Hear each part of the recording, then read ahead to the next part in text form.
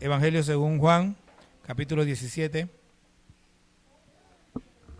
Juan, capítulo 17. El mensaje de hoy se llama Unánimes juntos. Unánimes juntos. Juan, capítulo 17.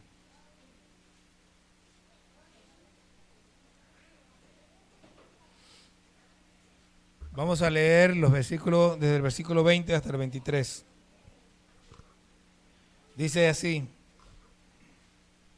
Mas no ruego solamente por estos, sino también por los que han de creer en mí por la palabra de ellos, para que todos sean uno, como tú, oh Padre, en mí y yo en ti, que también ellos sean uno en nosotros, para que el mundo crea que tú me enviaste.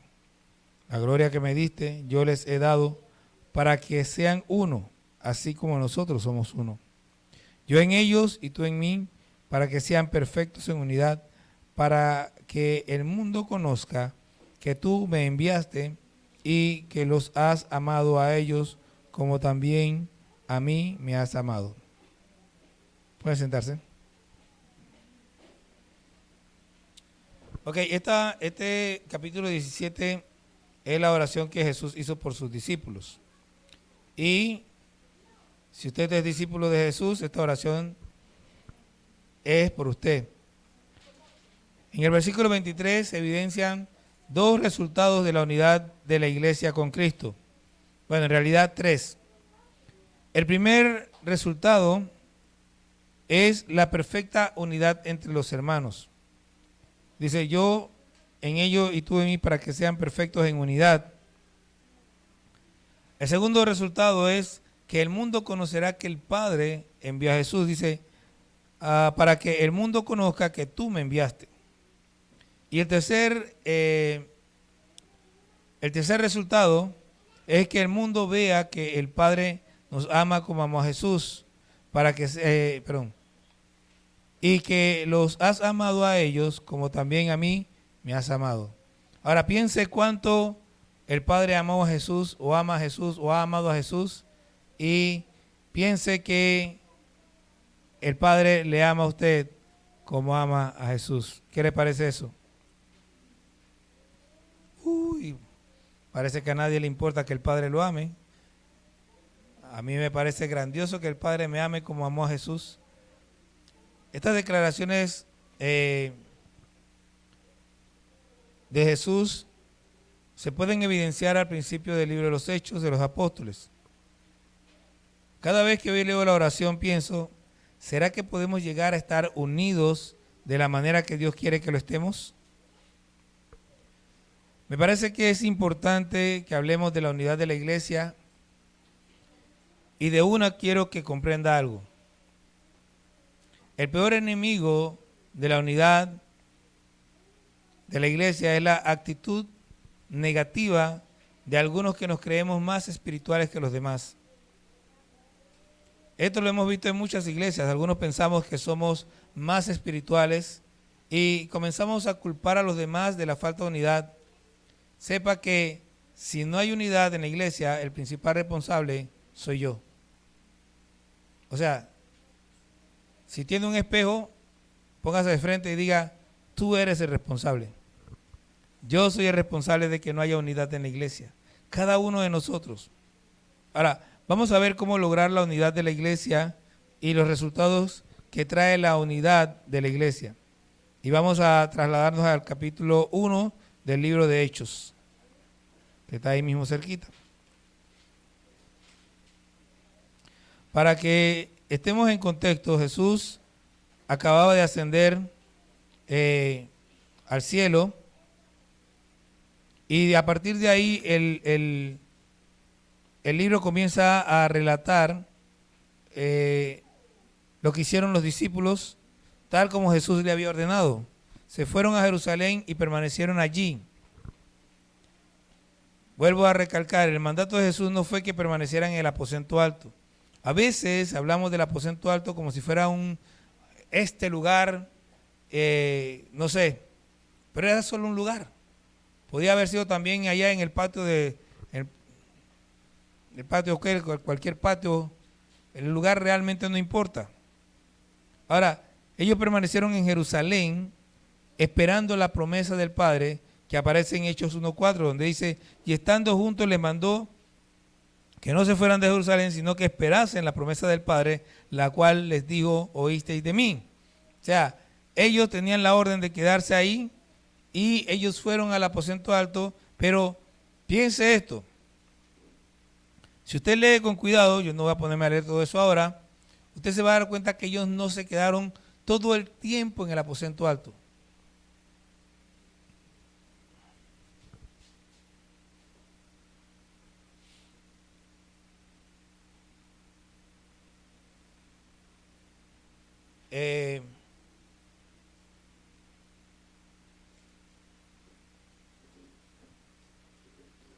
Ellos estuvieron básicamente en Jerusalén esperando la promesa. Y yo me los imagino, bueno, dice, no, en realidad ellos estuvieron 10 días en ese lugar esperando. O sea, ellos estuvieron 10 días esperando la promesa. Pero no dice allí en ninguna parte que ellos estuvieron ayunando, o sí lo dice. Por lo tanto, tuvieron que por lo menos salir a comprar comida. Además, el día de reposo, ¿dónde iban a estar? En el templo. Así que todos salieron juntos y se fueron para el templo y luego regresaron al lugar donde estaban todos viviendo.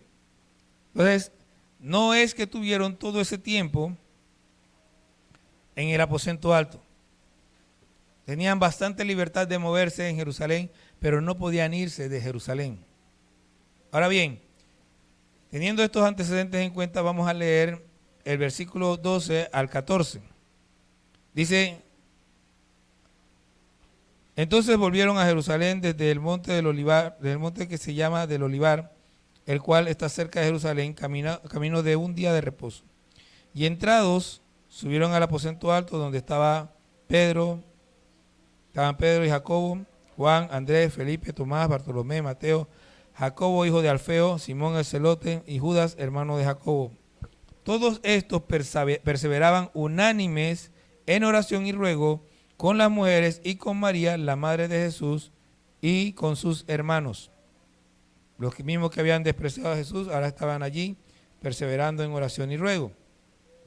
Bien, ¿qué dice aquí? Dice, al principio dice que ellos estaban unánimes, ¿ok? Dice que estaban unánimes perseverando en oración y ruego. Eso es lo que estaban haciendo. Estaban todos. Ahora, entendamos lo que significa unánime. Unánimes significa que tenían un mismo pensamiento, una misma intención, un mismo deseo. Todos estaban orientados hacia lo mismo. Nadie estaba pensando en se me está quemando la comida en la casa. Nadie estaba pensando en tengo que ir mañana a trabajar. Todos estaban allí con una misma intención y un mismo deseo. Pero mire que dice que estaban unánimes, pero no dicen que estaban juntos. ¿Por qué? Porque usted puede estar aquí conmigo, estamos todos aquí, pero uno está por allá, y el otro está por allá, y el otro está por acá, pero no estamos juntos. Hay un elemento que no está aquí, dice, estaban todos, perseveraban unánimes en oración y ruego. Todos tenían el mismo deseo y la misma intención, pero por alguna razón no estaban unidos, no estaban juntos. Entonces dice, la palabra, y aquí vemos cuando llegamos al capítulo 2, versículo 1, dice que cuando llegó el día de Pentecostés ellos estaban unánimes juntos. No estaban solamente unánimes, sino que estaban unánimes juntos. Ya era algo más que solamente la intención y solamente el deseo. La palabra que se utiliza ahí para decir que estaban juntos es una palabra que básicamente significa que estaban como amontonados. Estaban muy cerca los unos de los otros. Déjenme ver si puedo explicar bien lo que ocurre aquí. Nosotros venimos a la iglesia y algunos tienen una mejor relación con algunos y la relación con los otros no es tan. Entonces cuando yo estoy como muy afín con alguien, estoy muy cerca de ese alguien. No solamente tenemos el mismo deseo, nosotros podemos venir aquí y todos estar orando por lo mismo, pero no sentirnos tan cercanos los unos de los otros. Pero ellos, llegó el momento de estar allí, mientras estuvieron allí, que se fueron acercando, se fueron sintiendo más cercanos el uno del otro, se empezaron a sentir el deseo de estar juntos, a tal punto que llegaron a estar prácticamente amontonados unos cerca del otro, casi encima del otro. Pero esto no es simplemente físico. Estamos hablando de una actitud de que me gusta estar cerca de mi hermano, de que yo quiero estar cerca de mi hermano. No sirve que nosotros simplemente vengamos y vamos a orar y a orar y a orar y a orar. Queremos alcanzar al mundo, pero nosotros mismos no estamos compenetrados los unos con los otros.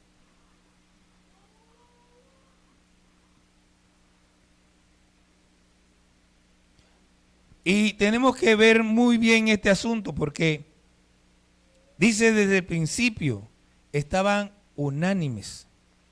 Pero no fue hasta que ellos estuvieron juntos que vino sobre ellos el Espíritu Santo. Véalo conmigo.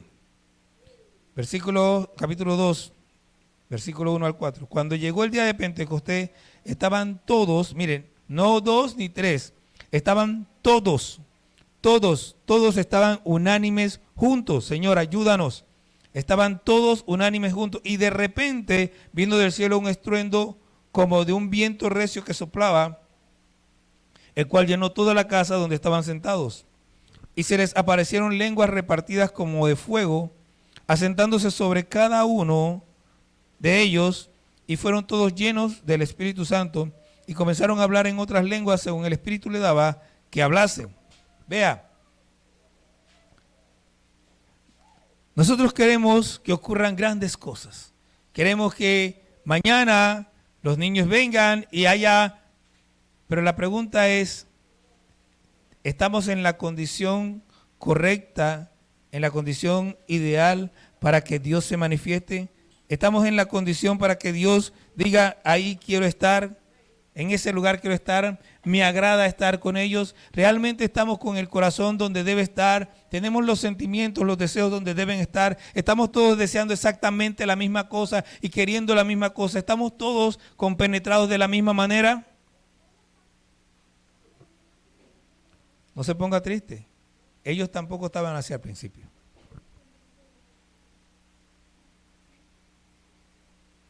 Déjeme aprovechar este tiempo para decirle algo. Nosotros hemos abierto los jueves para un tiempo de ayuno.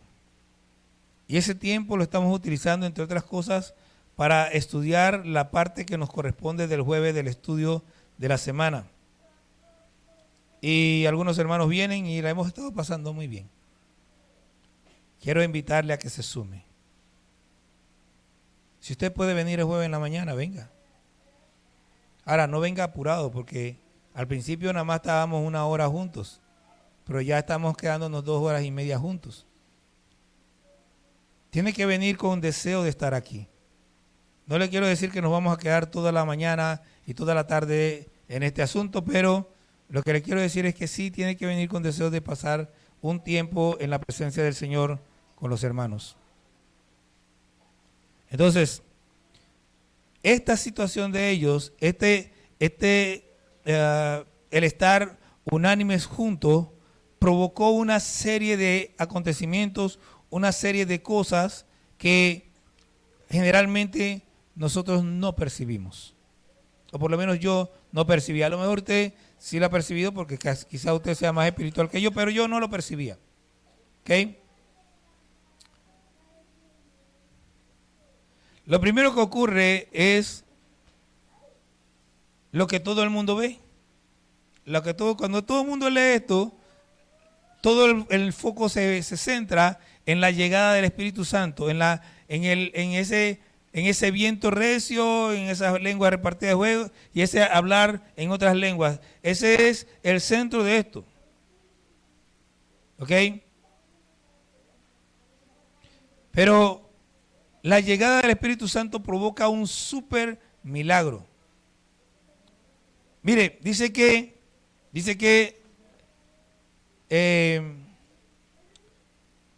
y comenzaron a hablar en otras lenguas según el Espíritu les daba que hablasen. Yo le he dado vuelta a esto y esto es lo que yo pienso que pasó. Habían allí, dice que cerca de 120. Y cuando vino este estruendo y vino el Espíritu Santo, dice que más adelante dice que cada persona que estaba allí escuchaba en la lengua que ellos habían nacido, natural de ellos. Ahora esto es lo que yo pienso que pasó. Vino el Espíritu Santo y se paró Pedro y empezó a hablar en lenguas. Y vamos a decir que habló en inglés. Y todos los gringos que estaban ahí, todos los ingleses que estaban ahí empezaron a entender lo que Pedro decía. Y de repente Pedro se cayó y empezó Juan a hablar en lenguas. Y estaban los griegos allí y empezó Juan a hablar en griego, que nunca había hablado en griego, pero estoy hablando locura. Pero los que estaban en griego ahí, y se cayó Juan y empezó a hablar Tomás y empezó a hablar en árabe. Y todos los árabes que estaban allí, vamos a utilizar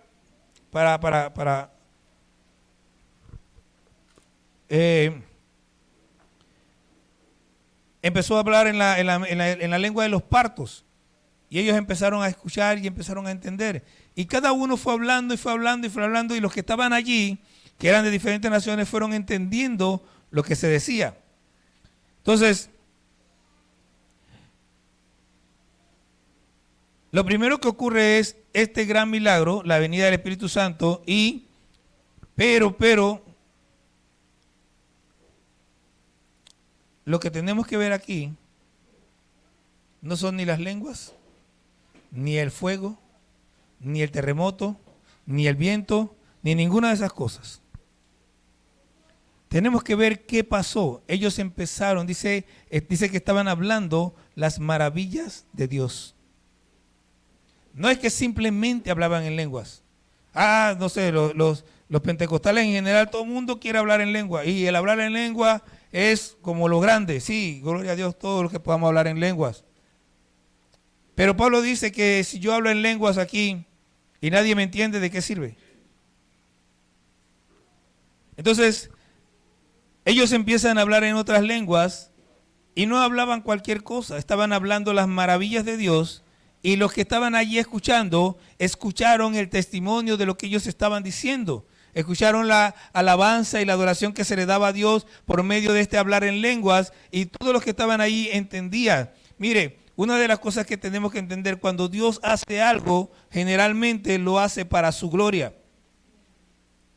Y si usted ve que ocurre, dice el gran milagro, pero al final no es algo que glorifica a Dios. Entonces, la gente puede pensar, por ejemplo, para un ejemplo conocido, aquel momento en que dicen que cayó oro.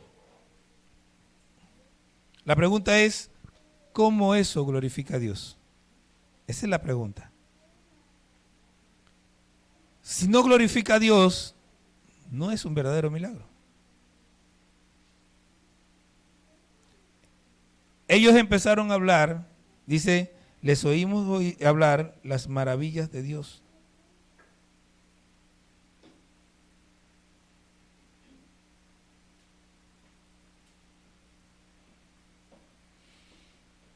El versículo 11 dice, les oímos hablar en nuestras lenguas las maravillas de Dios. No estaban hablando cualquier cosa. Hay gente que dice que el hablar en lenguas celestiales no existe. Critican a los evangélicos, a los pentecostales cuando empiezan a hablar en otras lenguas y nadie entiende nada. Bueno, no se puede criticar o no se debe criticar a la gente por hablar en lenguas y que nadie entienda nada. Lo que tenemos que entender es qué es lo que la Biblia enseña sobre eso. La Biblia dice que yo aquí no debo hablar en lenguas porque ¿quién entiende? Que lo importante es que yo profetice para que la gente entienda lo que se está diciendo. Que si hay aquí un ruso y nadie habla en lenguas, lo ideal sería que Dios tomara a alguien y ese alguien pudiera hablar en lengua y ese ruso pudiera entender el mensaje. Es como aquel hombre que va en un avión y se le sentó al lado un árabe. quería hablarle al árabe, pero él no hablaba ni papita de árabe. No sabía ni la letra A en árabe. Y empezó a orar ahí porque él quería hablarle al árabe, pero no podía hablarle porque no entendía el idioma. Y mientras estaba orando empezó a hablar en lengua, empezó a hablar en lengua, y empezó a hablar en lengua, empezó a hablar en lengua, y de repente el árabe llamó al hermoso y le dijo, dígale al Señor que yo quiero aceptar a Jesucristo. Dios no hace nada simplemente por hacerlo. No, Dios no hace ninguna cosa inútil. Todo lo que Dios hace tiene un propósito. De tal manera que si usted está haciendo algo y no ve propósito de Dios en ello, piense si lo que está haciendo realmente es de Dios.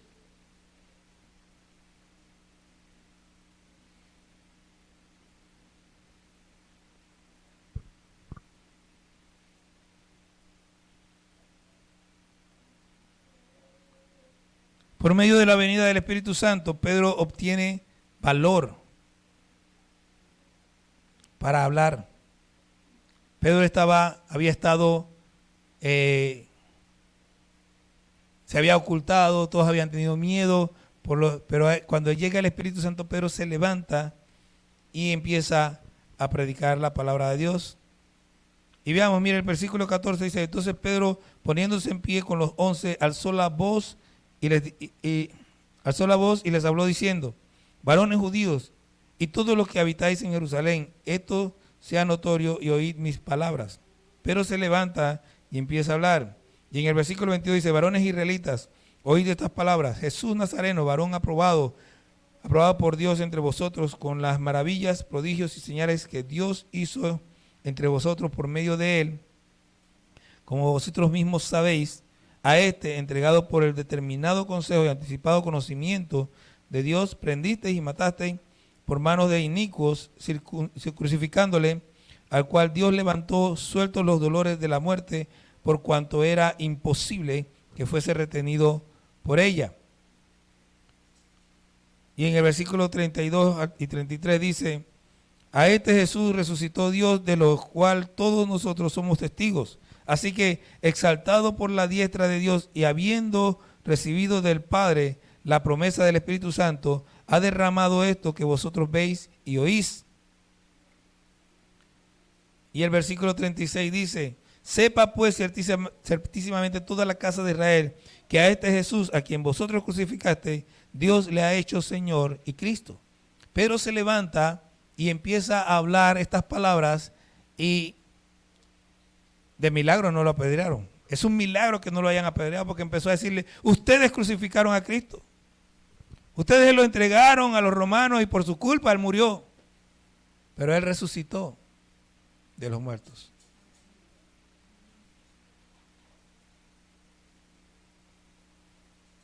Y Dios le ha hecho Señor y Cristo, Señor y Mesías.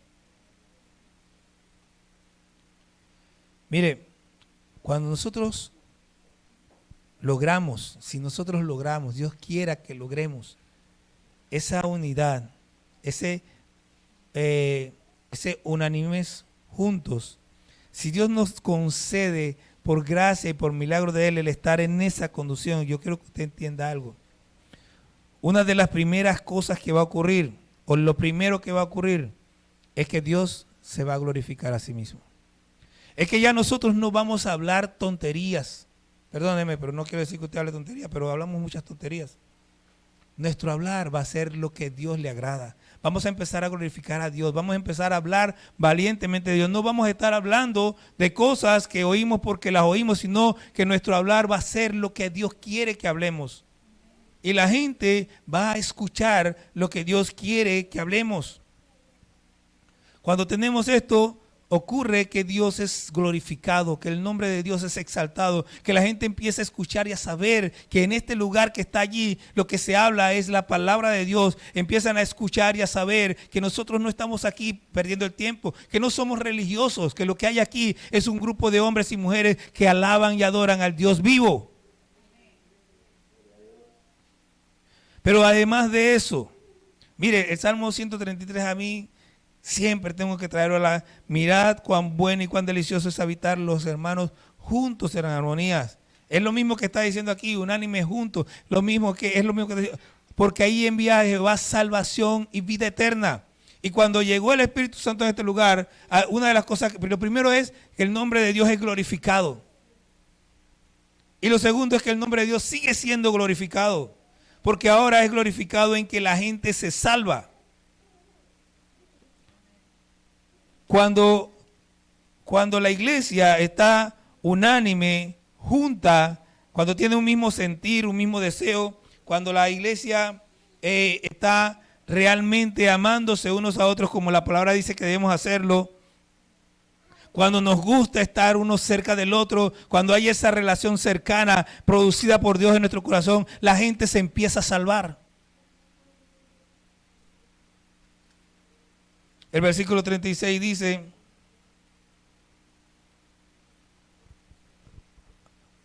versículo 37, al oír esto, se compungieron de corazón y dijeron a Pedro y a los otros apóstoles, varones hermanos, ¿qué haremos? Mire,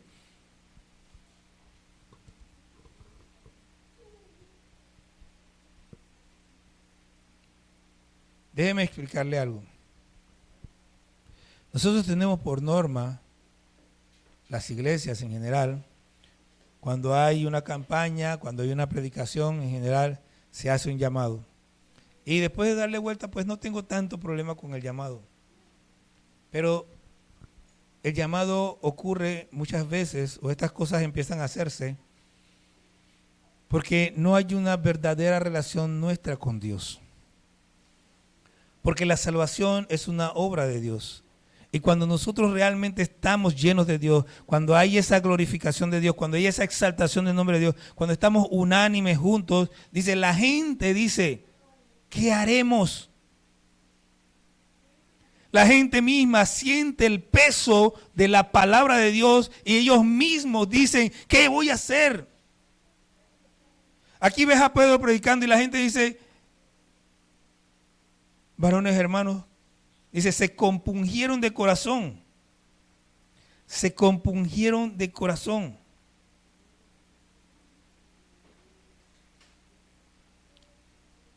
Porque la palabra de Dios venía con fuerza.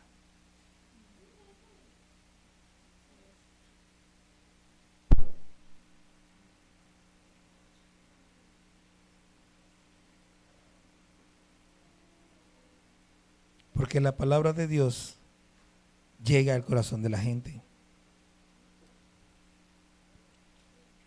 Porque la gente no escucha lo que decimos. Porque nosotros muchas veces no tenemos nada que darle a la gente. Pero es que necesitamos buscar de Dios. Necesitamos meternos con Dios. Yo creo que la vez pasada le dije, yo no voy a estar llamando a nadie a que ore. Ya lo he hecho bastante. Yo no le voy a estar correteando para que usted lea la palabra. Ya lo he hecho bastante. Usted decide si vale la pena o no vale la pena. Usted decide si realmente esto es importante o no es importante. Para mí lo es.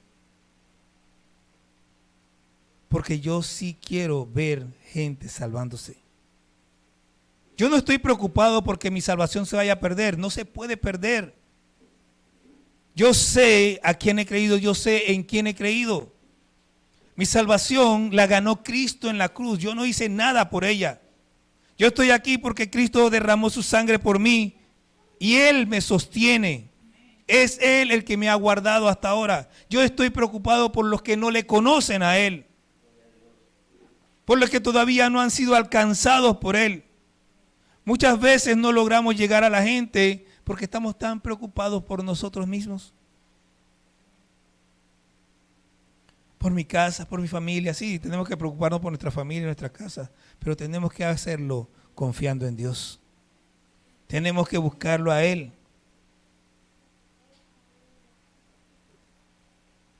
El llamado final del Evangelio es a las personas a arrepentirse.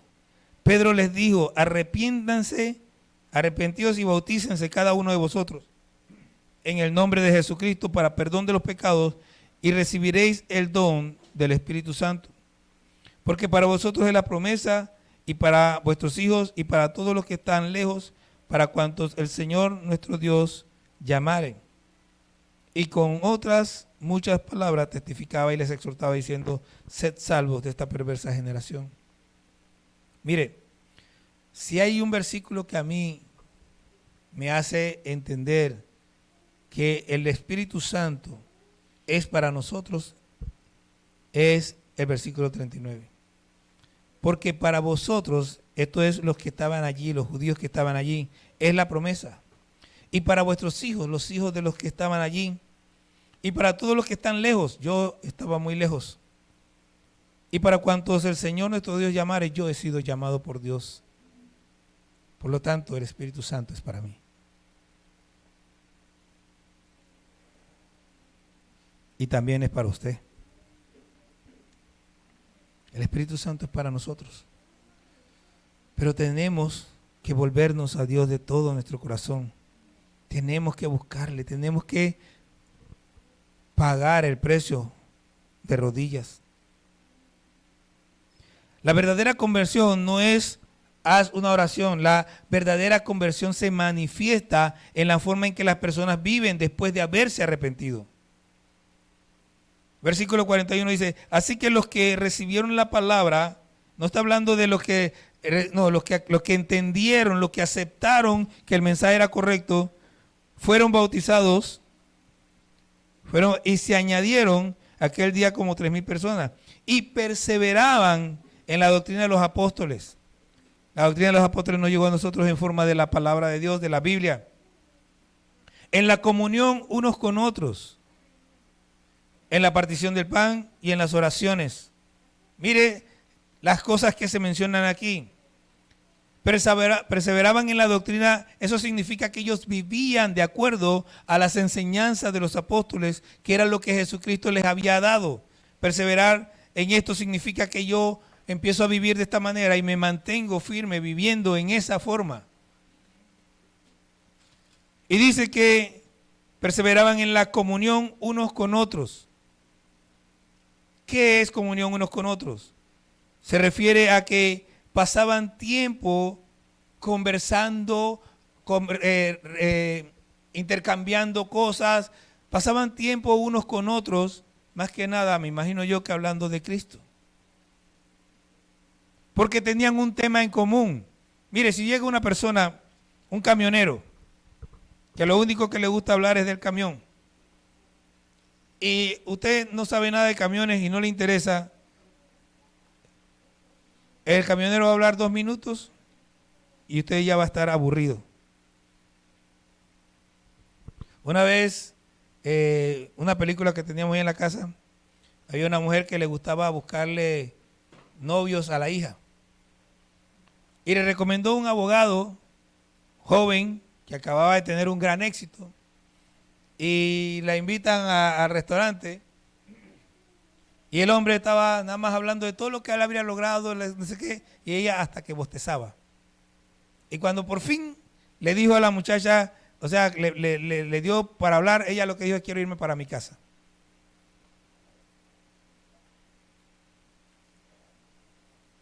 Quiero irme para mi casa. Estaba aburrida. Entonces, yo le digo algo. Si a usted no le gusta hablar de Cristo, yo creo que no puede pasar mucho tiempo hablando conmigo. Aunque ciertamente hay otros temas que me gustan. Pero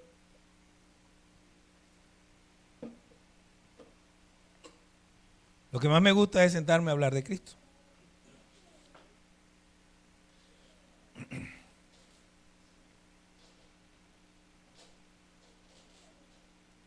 Perseveraban en el partimiento del pan unos con otros.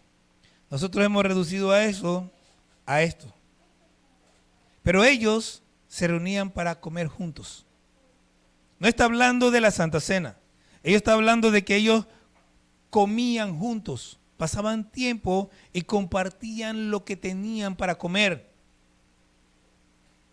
Pero nosotros, cada quien tiene su propia vida, su propia cosa que hacer. ¿Y qué me importa lo que está haciendo Celi en la tarde en su casa? ¿O lo que está haciendo el hermano Dionisio? No me importa. No paso tiempo con él porque lo único que tengo en mi cabeza es lo que a mí me gusta, que no tiene nada que ver con él. Vivimos en un mundo donde cada día las distancias se hacen mayores a pesar de que estamos muy cerca los unos de los otros. Perseveraban en las oraciones. Para nosotros hay muchas formas, pero creo que la más evidente es el culto de oración. Yo me acuerdo, y en estos días conversaba con Yesenia, la hija menor de la hermana Tella, y yo me acuerdo que la hermana Tella decía antes, ¿no vienen a orar aquí? No me eche cuento, en su casa tampoco ora. Siempre me acuerdo, ¿no vienen a orar a la iglesia? Eso en su casa tampoco oran. No me echen cuento, decía la hermana Tella. Bueno, no voy a meterme a pelear con nadie, cada quien sabe lo suyo. Pero ellos perseveraban en la oración juntos. Se reunían para orar. Esta gente no se saltaba el culto de oración, porque no había un culto de oración en que ellos se quedaran en su casa. Es más, lo más seguro es que todos los días se reunían para orar. Ni necesitaban culto de oración. Y cada vez que ocurría algo, usted lea la Biblia, metieron a los discípulos presos y cuando salieron todos estaban orando. Metieron a Pedro preso y estaban la gente orando en su casa. Sí, para todo oraban. Y para todo oraban juntos.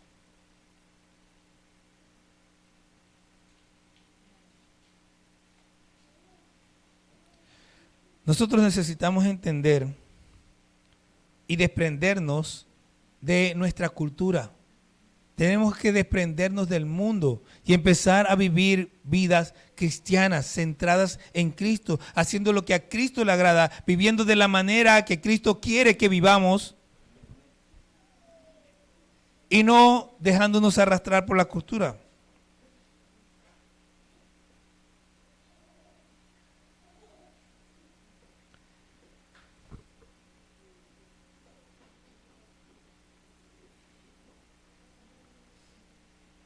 Hermanos, el Señor Jesús oró y aquí estamos hablando de que estaban unánimes juntos, pero ¿saben cómo lo dijo Jesús? Jesús dijo que sean uno. Que sean uno. Vea, mi mano no se va a pasear sola, siempre está conmigo. Mis pies no caminan donde le da la gana, sino donde los dirige mi cerebro. Mis ojos no ven y cuando ven y yo veo que están viendo lo que no deben, yo le digo, no mires para allá. Y mis ojos cambian la mirada. No hay separación ni división en ninguno de mis miembros. Yo soy uno solo. Y el problema es que muchas veces nosotros tenemos nuestro propio pensamiento, cuando todos debiéramos tener un solo pensamiento y es el pensamiento de Cristo. Debiéramos estar enfocados en lo que Cristo quiere, debiéramos estar enfocados en lo que Cristo es y debiéramos vivir de la manera que a Él le agrada.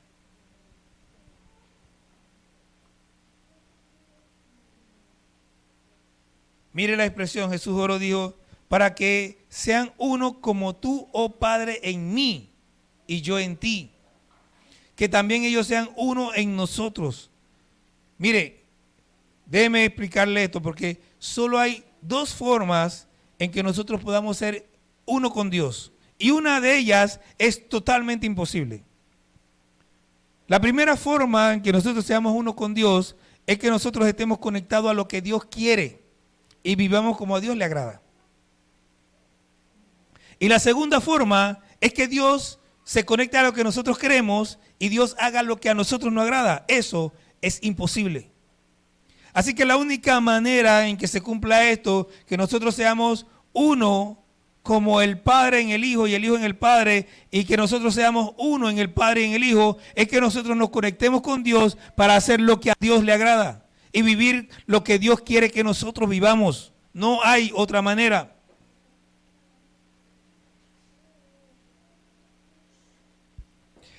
La unidad de la iglesia tiene dos componentes que son muy importantes cada uno en sí mismo. La iglesia de Jesucristo está unánime en un mismo espíritu. Y ese espíritu es con mayúscula. Se refiere, perdón, el espíritu es con minúscula. Se refiere a un mismo deseo, una misma intención. Y ese espíritu es el que motiva la oración de la iglesia. Ejemplo, mañana empieza la escuelita bíblica de vacaciones. Y si toda la iglesia si todos estamos metidos con Dios en esto, nosotros hoy vamos a estar todos orando para que mañana sea un día glorioso y todo este pueblo sea lleno y todo, aún el que no ha escuchado de la escuelita bíblica de vacaciones, mañana venga a este lugar. Pero si nosotros no somos uno, cada uno sale para su casa a hacer lo que tiene que hacer en su casa y se va a olvidar, nos vamos a olvidar de lo que la iglesia tiene que hacer mañana, nos vamos a olvidar de lo que Dios quiere en este pueblo y cada uno de nosotros va a vivir como le da la gana.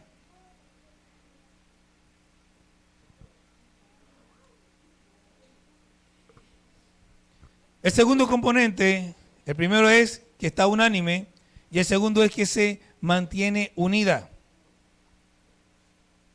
Están muy cerca los unos de los otros.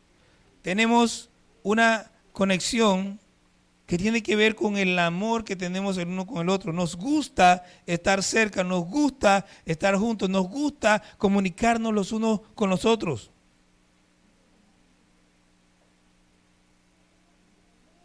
Esto, bueno, a lo mejor ustedes se cansen de oírlo, pero es que la verdad que yo doy gracias a Dios por eso toda la vida y por eso hablo tanto de eso. Pero esto es como mi familia, como mis hermanos y yo.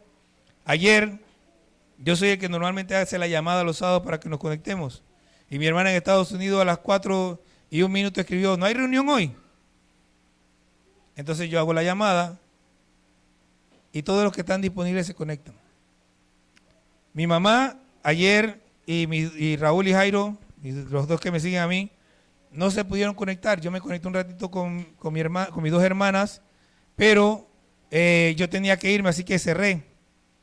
Al rato yo estoy allá en Santa Clara esperando que llegue el hermano Benigno y suena mi celular.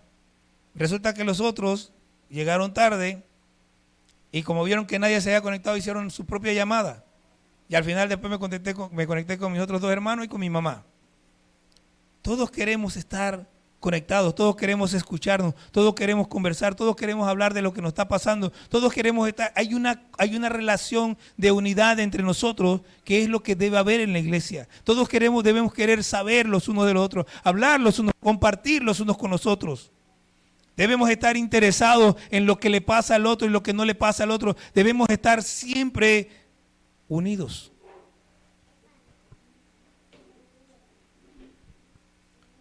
Pero cuando eso no se da, pues,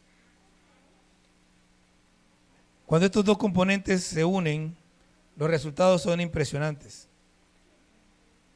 Primero, se atrae la presencia, manifestación y poder del Espíritu Santo a la iglesia.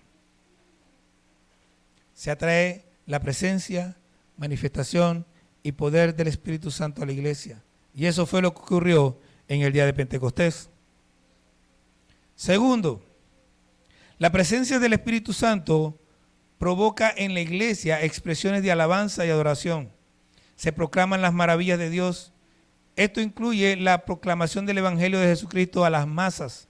La gente empieza a escuchar la palabra de Dios, empieza a escuchar de la iglesia la palabra del Señor, empiezan a escuchar las maravillas de Dios, lo que Dios ha hecho, cómo Dios envió a su Hijo para salvarnos de nuestros pecados. Tercero, el resultado de esa proclamación del Evangelio a las masas por el poder del Espíritu Santo en la iglesia produce salvación en los que oyen el mensaje. Y la pregunta es, ¿qué vamos a hacer nosotros? La primera pregunta después de esa es, ellos comenzaron estando unánimes. Y la pregunta es, ¿nosotros estamos unánimes? ¿Vamos a estar unánimes? Mire, Dios no se va a unir a su agenda. O usted se une a la agenda de Dios o está fuera. Y yo no me creo súper espiritual, tampoco creo que tengo toda la respuesta, tampoco me creo yo doy gracias a Dios por lo que lo consideran, pero tampoco me creo el gran siervo de Dios. No creo que mi palabra sea definitiva, pero creo que por algo estoy aquí. Y yo le digo algo, yo no me voy a unir a su agenda.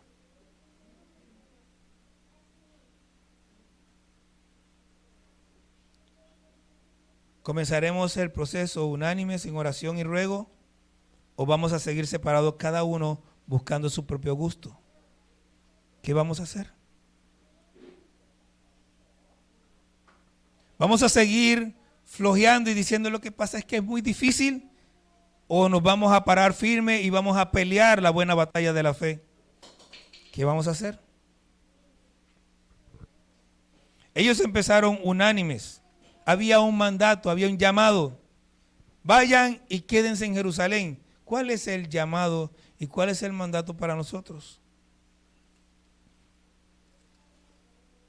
Nosotros no podemos ir a Jerusalén.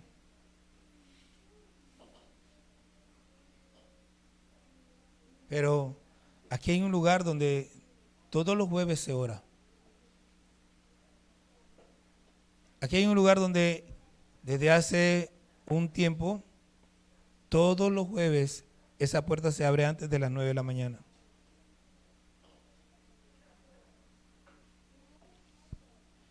Hay una conexión que durante año y pico se abría a las 5 de la mañana y durante varios meses se está abriendo a las 4 de la mañana.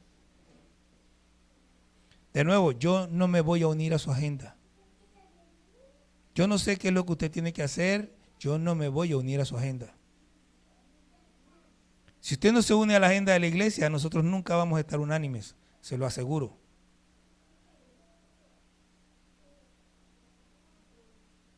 Y si no estamos unánimes, jamás vamos a estar juntos.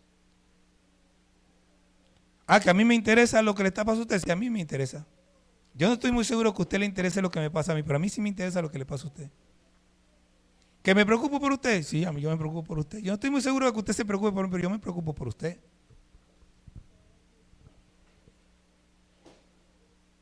¿Que usted vaya a mi casa? Yo no creo eso, pero yo estoy aquí cerca de la suya. Ya yo hice mi parte, yo estoy haciendo mi parte. Ahora la pregunta es, ¿cuántos se van a unir? ¿Cuántos van a participar? ¿Cuántos van a dejar de ser simples miembros de la iglesia, participantes de la iglesia, para unirse en el proyecto de Dios, en el propósito de Dios, en el trabajo de Dios y que caminemos juntos para lograr las metas de Dios? Esa es la pregunta.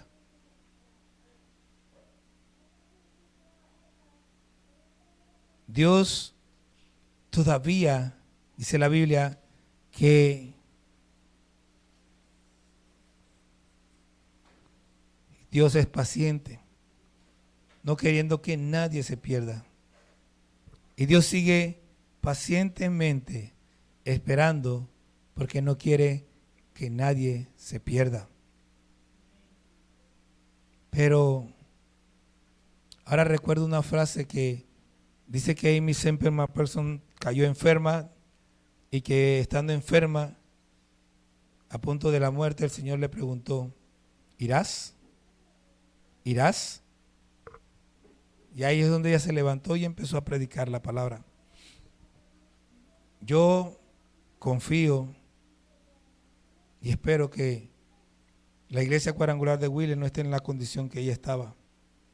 Pero la pregunta que se le hizo a ella es la misma que se nos hace a nosotros. ¿Vamos a ir? ¿Iremos? Porque el llamado no es para mañana. El llamado no es para dentro de un año. El llamado es para ahora, porque ¿cuándo viene Cristo? ¿Cuándo viene? En cualquier momento. Así que la pregunta es de nuevo, ¿vamos a ir? ¿O nos vamos a quedar? ¿Vamos a ir ¿O dejamos que Dios decida? Yo quiero animar a la iglesia. Primero que nada, y antes que todo, decíamos en mi casa, metámonos juntos en oración. Aquí hay gente que necesita el apoyo en oración por sus familias. Muchos, ¿verdad? Entonces, únase. Oremos juntos por su familia. Oremos juntos por su vecino. Oremos juntos por la comunidad. Oremos juntos. Vamos a meternos juntos. Todos juntos a orar por lo mismo. Señor, salva a Willy. Vamos a resumirlo así. Vamos todos juntos. Empecemos a estar unánimes. También que salva Emperador, Santa Clara. Y luego, por la gracia de Dios, estaremos unánimes, juntos, y veremos la gloria de Dios si caminamos como un solo pueblo. Oremos.